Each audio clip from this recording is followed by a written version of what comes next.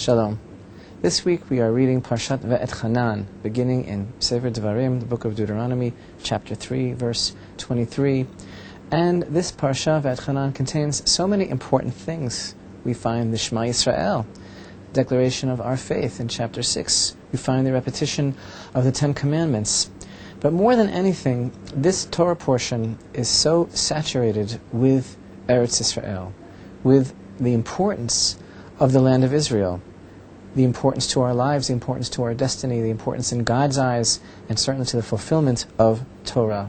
And the parsha begins with the prayer of Moshe Rabbeinu.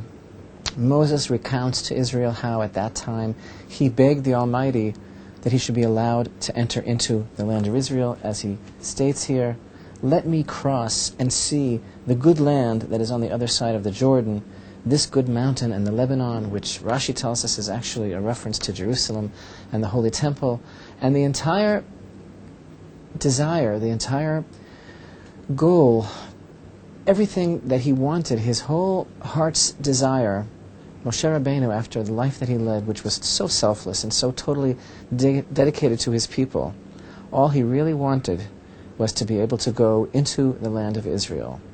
But alas, for reasons known to the Almighty and His ultimate wisdom, this was denied him. And there is so much to learn about this, but our sages tell us that the word Ve'etchanan has the gematria, the numerical equivalent of 515, and there is a mystical concept associated here with this number, that Moshe actually prayed 515 separate prayers just to be allowed to come into the land of Israel. And our sages tell us, what was the whole reason? Why was it so important? Why did it so totally occupy him, this need, this longing to enter into the land of Israel? So that he would be able to fulfill the special, unique commandments that are totally dependent upon the land of Israel for their fulfillment. But yet there's also a midrash that tells us that Moshe was so totally obsessed with the desire to come into the land of Israel that in one of those prayers that he offered before the Almighty, he even said, could I even just come in as a bird? Could I just be incarnated like a winged creature, a bird, and can I just fly through the land of Israel once? And of course the question is, if the whole point of his desire to come into the land of Israel was to fulfill the mitzvot of Israel, the agricultural mitzvot, all the special mitzvot, commandments that one can fulfill in the land of Israel, how would he do that if he was but a bird? Obviously there's much more here. There's a much deeper understanding here. And his desire to come in as a bird reflects this idea of being one with the essence of what Eretz Yisrael, the land of Israel, is. Just to be here would itself be something transforming, something life-changing. It's no coincidence that this Torah portion is read this week, the week of Tish'a B'Av, the 9th of Av, the day of mourning for the Holy Temple. And indeed, a portion of this Torah portion is also the Torah reading for the morning service on the 9th of Av. And here we read about the exile, and we read about our relationship to the land of Israel and to whatever situation we may find ourselves in when we are exiled. And we are told here that if we sully the land of Israel, if we do not deserve to possess it, then God tells us, it says in verse 27, Hashem will scatter you among the peoples, and you will be left few in number among the nations where Hashem will lead you. There you will serve gods, the handiwork of men, of wood and stone, which do not see and do not hear and do not eat and do not smell. And from there you will seek Hashem, your God, and you will find Him if you search for Him with all your heart and with all your soul. And this is one of the verses where we see so clearly that the exile is a punishment. Even though sometimes it becomes very comfortable, we become very used to it. We see here so clearly how it is unnatural.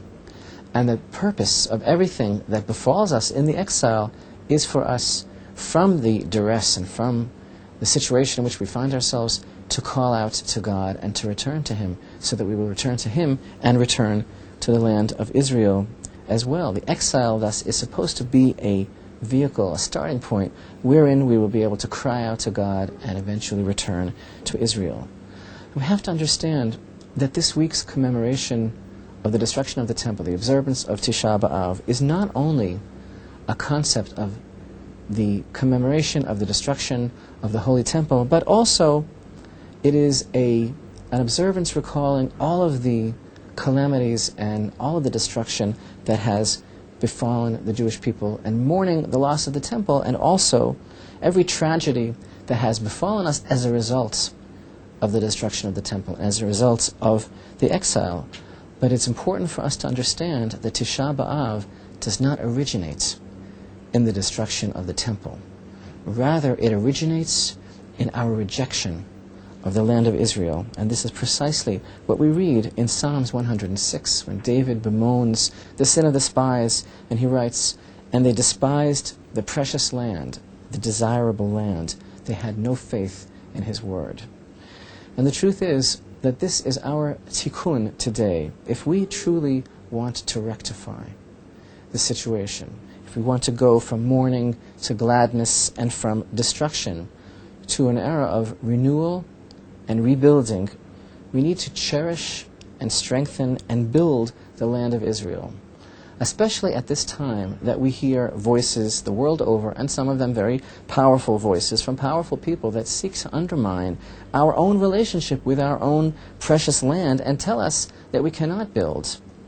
Every one of us today can change this drastically and forever by doing what even Moses himself was not able to do, by coming home to the land of Israel.